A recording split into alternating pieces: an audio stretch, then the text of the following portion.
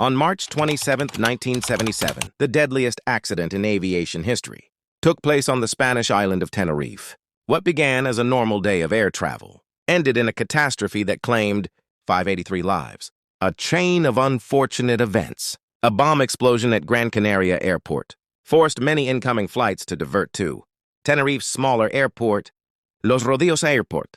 Among the diverted aircraft were two Boeing 747 jumbo jets, KLM Flight 4805 from Amsterdam, Pan American World Airways Flight 1736 from Los Angeles via New York. The airport quickly became overcrowded.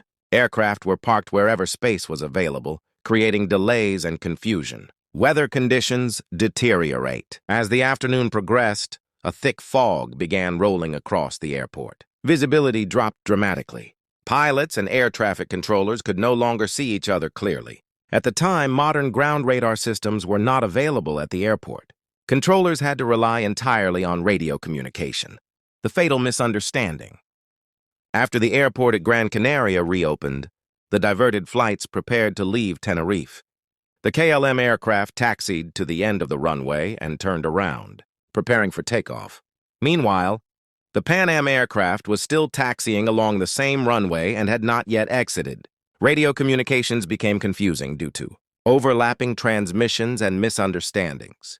Believing he had clearance to depart, the KLM captain pushed the throttles forward and began accelerating down the runway.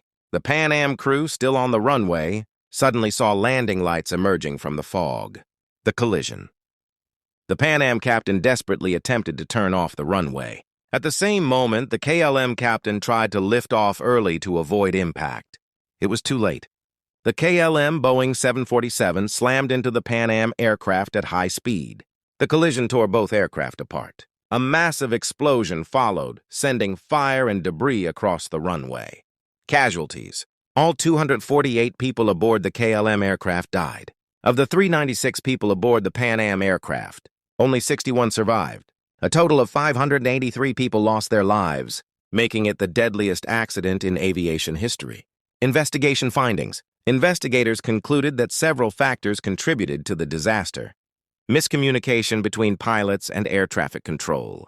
Dense fog and poor visibility. Airport congestion caused by diverted flights. Human error and assumptions during radio communications. The investigation did not blame a single cause. Instead, it revealed how multiple small mistakes combined into a catastrophic tragedy. Lasting impact. The Tenerife disaster changed aviation forever. After the accident, standardized phraseology for radio communications was introduced. Pilots were required to use clearer terminology. Crew resource management, CRM training became widespread. Airports improved ground radar systems and runway safety procedures. These changes have helped prevent similar accidents and improved airline safety worldwide.